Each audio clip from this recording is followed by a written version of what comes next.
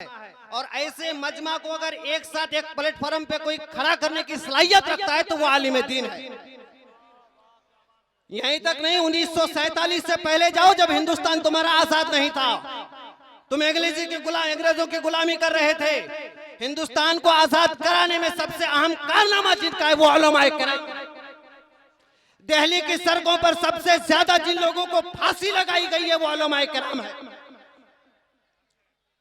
अंग्रेजों को हिंदुस्तान से भगाने में जिन्होंने अहम रोल अदा किया है वो उलमाए किराम है।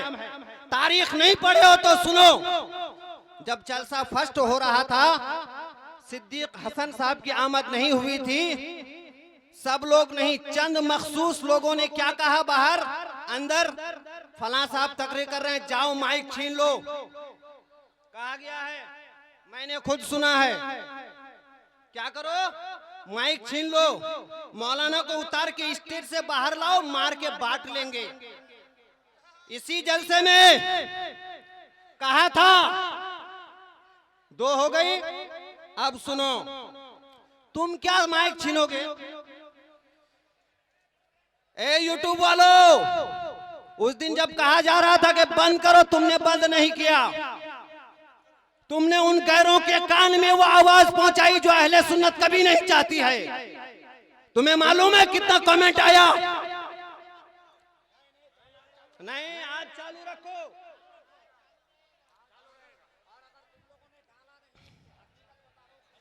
और ये भी बात है, वीडियो को तुमने काटा क्यों? क्या तुम अंजना ओम प्रकाश के भाई हो? क्या तुम अर्नब गोस्वामी के साथ रहते हो? या तुम्हें किसी और ने खरीद लिया? ये तुमने उस दिन गलत किया। इन गलतियों से बचो, वरना याद रखना होगा क्या कि जहां जिसकी बात चाहोगे उसकी मान लोगे तो ऐसे ही होगा। तुम क्या माइक छीनोगे? तुम क्या डाइट छीनोगे? क्या तुम देखते नहीं रोजाना तुम्हारी मस्जिदों को छीना जा रहा? क्या तुम देखते नहीं तुम्हारे मज़ारों पर बुलडोजर चलाए जा रहे हैं? क्या तुम देखते नहीं तुम्हारे मदरस में ताले बंद किए जा रहे हैं? अगर आज हिंदुस्तान ही की सरजमीन नहीं, पूरी दुनिया में दाढ़ी और टोपी बाकी है और ऐसे जलसे के नाम पर हमारा दीनी काम बाकी है, तो ये उलमाए किराम का करम है तुम पर। इनके कदमों की धूल के बराबर भी नहीं हो तुम। आज ले उनकी पनाह, आज मदद मांग उनसे, फिर ना मानेंगे कयामत में अगर मान गया। अगर मुसलमान हो, सिद्दीक हसन से मोहब्बत करते हो, उलमाए किराम से मोहब्बत है, तो एक मजहब में रह करके, एक रसूल की बात मान करके एक रास्ते पे चलने की कोशिश करो। यहाँ पे भी कामयाबी मिलेगी और आखिरत में भी कामयाबी मिलेगी। कामयाबी ढूंढो। आज सिद्दीक हसन साहब हैं, कल नहीं होंगे। फिर क्या मिले? आखिरी बात सुन लीजिए जो पथारवारी के कुछ लोगों ने कहा। चंदा देते हो ना, कुरान करीम की आयत है, इन्ना लिल्लाहि व इन्ना इलैहि राजिऊन।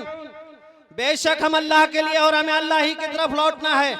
तो हमारा मोबाइल यूज करना ये भी अल्लाह के लिए, हाथों की उंगलियां ये भी अल्लाह के लिए, सर में बाल ये भी अल्लाह के लिए, खाते हैं जो वो भी अल्लाह के लिए, जो दान करते हैं वो भी अल्लाह के लिए। वो कौन है जिसने झारखंडी बाबा के लिए चंदा दिया था?